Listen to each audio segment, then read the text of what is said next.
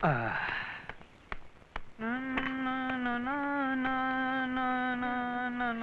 क्या हो रहा है कम्बक? तुमने मुझसे कहा? हाँ हाँ कम्बक। डैडी डैडी, मम्मी ने आपको कम्बक कहा। आपका नाम कम्बक है क्या? हाँ बेटा, आपकी मम्मी ने मेरे 2 नाम रखे हैं। दिन में कम्बक, रात को पिया। चलो बेटा अब चलकर खेलो। नमस्ते आंटी। अल्ले आओ मुनिया, आप कौन है? मैं ना आपके बराबर वाले मकान में रहती हूँ। अच्छा, अगर आप कहे तो मैं आपकी कुछ मदद कर सकती हूँ। अच्छा तो आप हमारी मदद करने आई हैं दादी अम्मा। आओ बैठो। अल्ले कितनी पाली पाली गुलिया है। क्या नाम है आपका? मेरे ना 2 नाम है। डैडी कहते हैं पिंकी और मम्मी कहती है शारदा। क्या आपका नाम शारदा है? मेरा नाम भी शारदा है। ला मिला हाथ। लेकिन शारदा तो बहुत अच्छा नाम है, फिर तुम्हारे डैडी तुम्हें इस नाम से क्यों नहीं पुकारते? मैं अपने डैडी से पूछ कर बताऊंगी कि वो मुझे मेरा नाम लेकर क्यों नहीं पुकारते। अच्छा अच्छा आंटी, अब मैं चलूं? फिर आओगी ना? हाँ।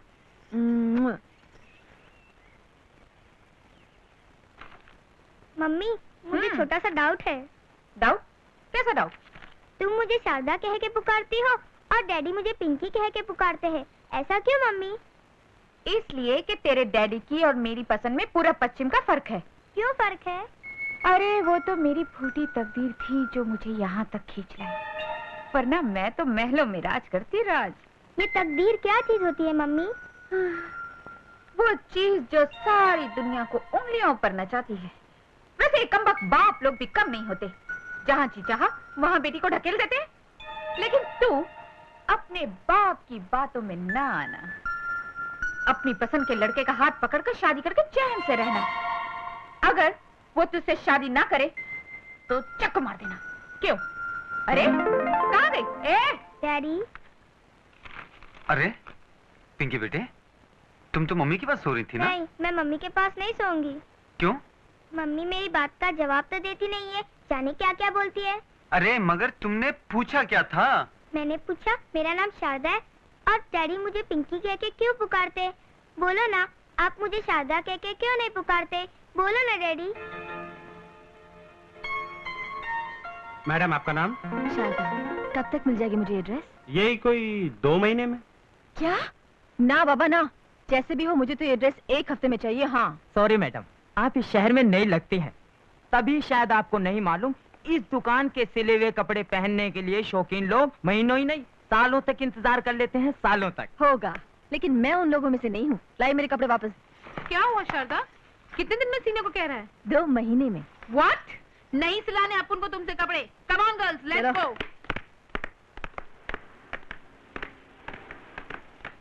Madam please give me a chance, मैं आपके कपड़े सिलूंगा, प्लीज मैडम। अरे तुम चीज क्या है? बोलता तो इंग्लिश में है, लेकिन स्टिचिंग का वास्ते ऐसा कपड़ा मांगता है जैसे कोई भिखारी है।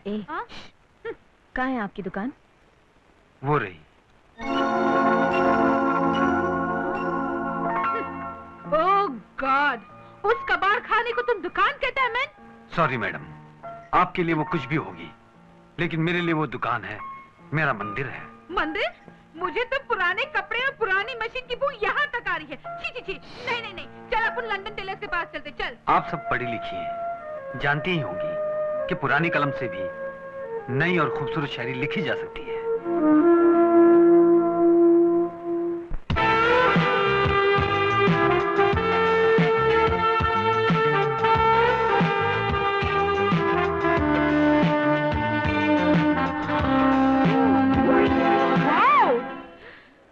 What a dress! किधर में सिलाया? स्टाइलो में? नो। लंदन टेलर्स में? नो। लाइट ऑफ बॉम्बे में? नो। मैग्नेट में? नो। ओफो, नो नो नो। तो क्या ये ड्रेस आसमान से टपके लाए?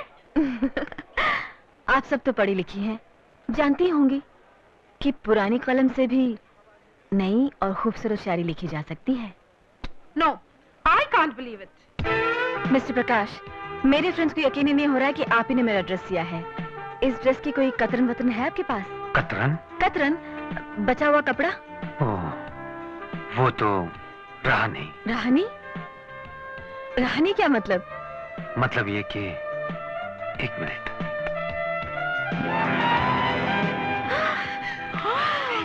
Oh my God! जब कतरनों से इन्होंने ये कमाल कर दिखाया है, तो नए कपड़ों के साथ ये क्या कमाल करेंगे? देख लिया? ये भी मेरा कपड़ा,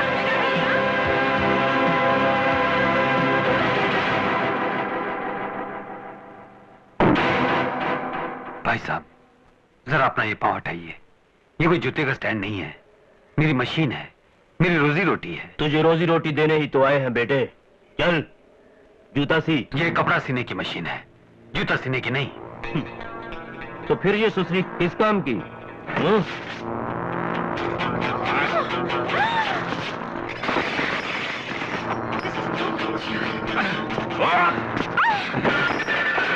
अरे ये क्या गुंडागर्दी है? आपकी तारीफ? ये साले की वकील लगती है। वकील तो नहीं, माशूक जरूर लगती है। वैसे इश्क। हाथ छोड़।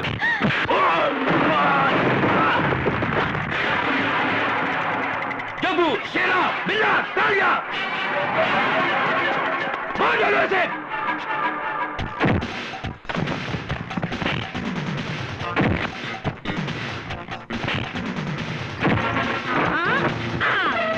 चटनी कर दे।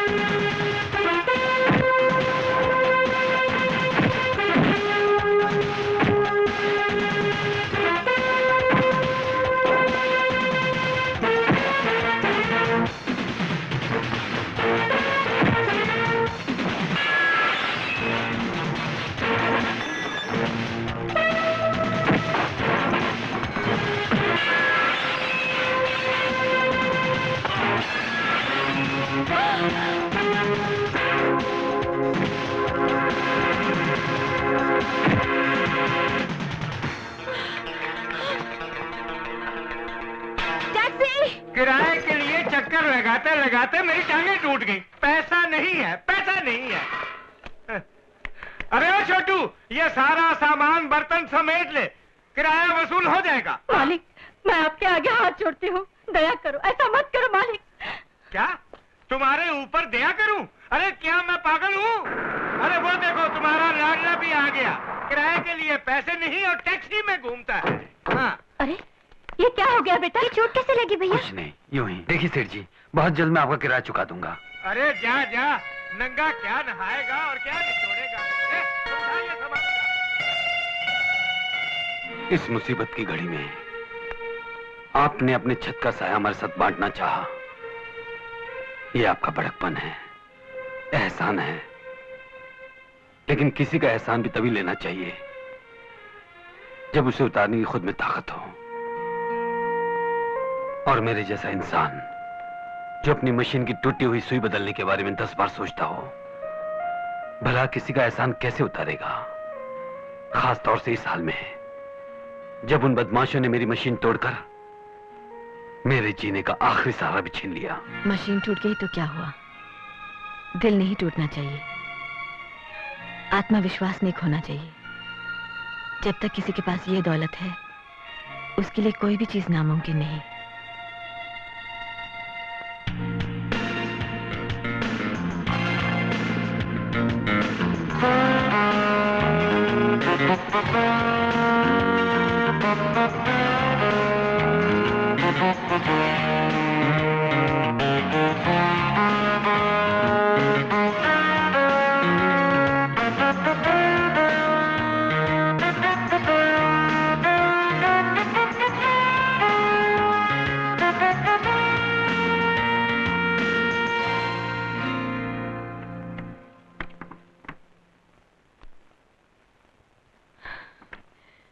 ये क्या है भैया? ये है अंग्रेजी में इनविटेशन कार्ड और हिंदी में निमंत्रण पत्र। श्रीमान Shankar Dayal MA LLB solicits the presence of your company to grace the wedding ceremony of his sister Sharda with to be announced later. To be announced later? Yes. क्या मतलब? मतलब ये कि अगर तेरे दिमाग या दिल में कोई है तो उसका नाम यहाँ भर दे to be announced later में. वरना बिन दूल्हे की शादी में आए हुए तमाम मेहमानों में से किसी एक को चुनकर तेरा दूल्हा बना दूंगा. नमस्ते. अरे नमस्ते, आइए ना. हेलो. जब दो लोग आपस में पहली बार मिलते हैं तो इनका इंट्रोडक्शन न कराना कानूनन जुर्म है. ये मेरे शंकर भैया हैं. आई एम प्रकाश. प्रकाश? अच्छा, तो आप वही प्रकाश हैं जिनकी तारीफों के पुले चिट्ठियों में बांधती रहती हैं. भाई बड़ा नाम सुना है आपका.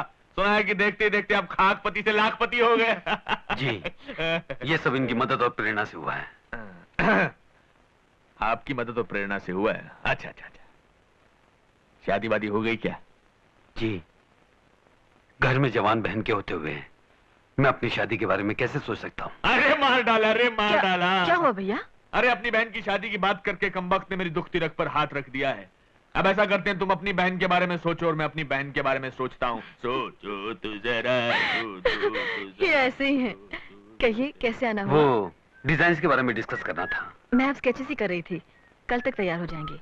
आप ले जाइएगा उन्हें. जी, मैं चलता हूँ. अब चाय पीजिएगा? जी नहीं, फिर कभी. Okay, bye. Bye. Hi bye. भाई वाह, बगल में लड़का, शहर में ढिंडोरा. सुशील लड़का है. ऐसे सुपात्र के रहते किसी दूसरे को खोजना कानूनन जुर्म है. मुस्कुराने की जरूरत नहीं है मुन्नी, और जो मैं कह रहा हूँ उस पर गौर कर. झटपट कार्ड पर दूल्हे का नाम लिख दे. मैं शादी की तैयारियां करता हूँ. मेरी प्यारी बहनिया बनेगी दुल्हनिया.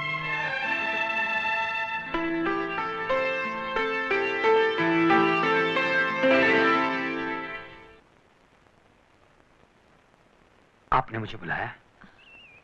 मैं सोच रही हूँ अपना ट्रांसफर करवा लूं. कहाँ?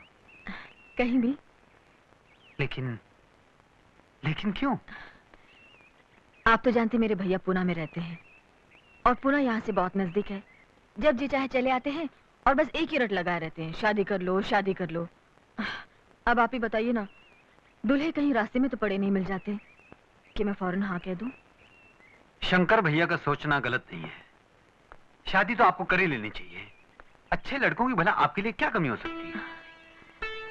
हाँ, लेकिन अच्छे लड़के भी तो यही सोचते होंगे ना कि उन्हें अच्छी लड़कियां मिले. मुझ में ऐसी खूबियां कहाँ जो किसी का मन जीत सके. क्या कहती हैं आप? वो तो कोई खुशनसीब ही होगा जिसे आप जैसी पत्नी नसीब होगी. आप भी एकदम खजूर पे चढ़ा देते हैं. लेकिन मेरे साथ एक प्रॉब्लम और भी है.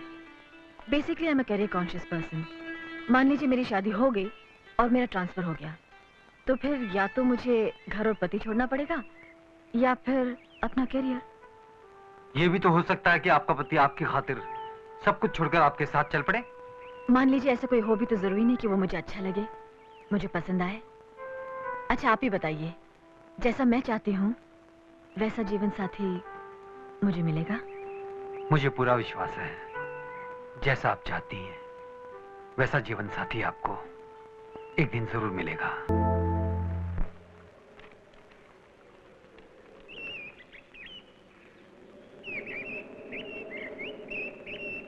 आपका खत सर आंखों पर. आप तो जानते हैं कि मैं आपकी इतनी इज्जत करता हूं कि आपका नाम लेकर भी पुकार नहीं सकता. आप तो मेरे लिए देवी हैं. देवी को मंदिर में बिठाकर पूजा तो की जा सकती है, लेकिन उसे घर की शोभा नहीं बनाया जा सकता.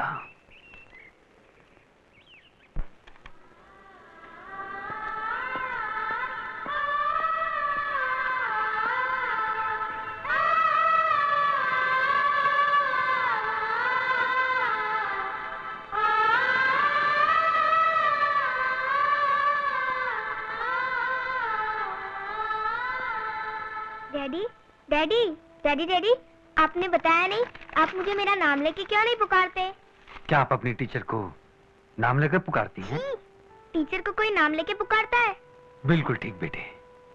जिनकी हम इज्जत करते हैं, पूजा करते हैं, उनका नाम लेकर उनका अपमान नहीं किया जाता. देर लगा दिया जाने के लिए. रोज लेट हो जाता है इसकी वजह से. साहब अभी कितनी देर और लगेगी? अरे भाई अभी टोकन दिया है, कैश का मामला है, टाइम तो लगेगा। चलो चलो सब्र करो, दिमाग मत खाओ। साहब आपको मैडम ने बुलाया। अबे देखता नहीं मैं बिजी हूँ। साहब अबे जाके कह दे उससे मैं काम कर रहा हूँ। चल। मैडम ने बोला आज से आपको कोई काम नहीं। क्या काम नहीं है? उसके बाप का राज है क्या? तुम्हारी उस मैडम की बच्ची को आए हुए जुम्मा 8 दिन हुए नहीं और लगी हम पे रोब जमाने। उसको मालूम नहीं है मेरा नाम गुलशन है, मिस्टर गुलशन। मिस्टर गुलशन, अगर आपको कुछ पूछना है तो मुझसे पूछिए। शिकायतें तो तुम्हारी मैंने काफी सुनी थी, यही कि तुम 420 हो, जालसाज हो, कामचोर हो। लेकिन आज मैंने अपनी आंखों से देख भी लिया कि तुम छोटे छोटे कामों के लिए अपने कस्टमर्स को कितना तंग करते हो, और वो भी अपनी अय्याशी की खातिर। इस तरह सबके सामने मेरी बेइज्जती करने का आपको कोई हक नहीं है। मेरा क्या हक है ये मैं अच्छी तरह से जानती हूँ, और उसी हक से मैं तुम्हें तुम्हारे काम से अभी इसी वक्त डिसमिस करती हूँ। वाह जी वाह, बहुत अच्छे। तुमने कह दिया यार गुलशन डिसमिस हो गया, और वो भी बगैर किसी नोटिस के। नोटिस की कोई जरूरत नहीं, ये रहे तुम्हारे इमीडिएट रिलीविंग ऑर्डर्स। ये हुई ना बात, जरा हटके। गुरु तू तो ऐसे मातम मना रहा है जैसे किसी नेता की कुर्सी छूट गई हो। अबे मैं तो अपना मरसिया पढ़ रहा हूँ। अरे औरत जात, तूने मुझे कहीं का न छोड़ा। माँ महबूबा मैनेजर ने गुलशन को तोड़ा। छोटा था तो जुआ खेलते देख के माँ ने घर से निकाल दिया। बड़ा हुआ तेरी बहन से इश्क किया तो उसने मेरे मुंह पे थूक दिया। तू और अब ये मैनेजर दिल तो करता है रेड रोज के राजेश खन्ना की तरह दुनिया की तमाम औरतों को खत्म कर दूं, कर दूं। मुझे शराबी कहीं छोड़, पर तुझे नहीं तेरी लाश को भगवान तेरे क्या चक्कर चल रहा है, मैं सब जानूं। मुझे बचा लो, नहीं तो वो मुझे मार डालेगा। मुझे बचा लो। अरे भगवान, मैं तो कंटाल गया हूँ रोज रोज के झगड़े से। सूरज बाद में निकलता है, पहले किट शुरू हो जाता है। ओह भैया बस करिए कंगी, क्या पता करो मामला क्या है। पकड़ो। क्या? अरे वो खर्चा क्या हो रहा है ये? अरे बाबू तुम कहाँ से आ गए फटरी में टांग अड़ाने वाले? जबान संभाल के। तू शायद जानता नहीं कि बीच सड़क में भाजी का ठेला खड़ा करना और भाजी वाली को पीटना कानूनन जुर्म है। अरे परे हट, नहीं तो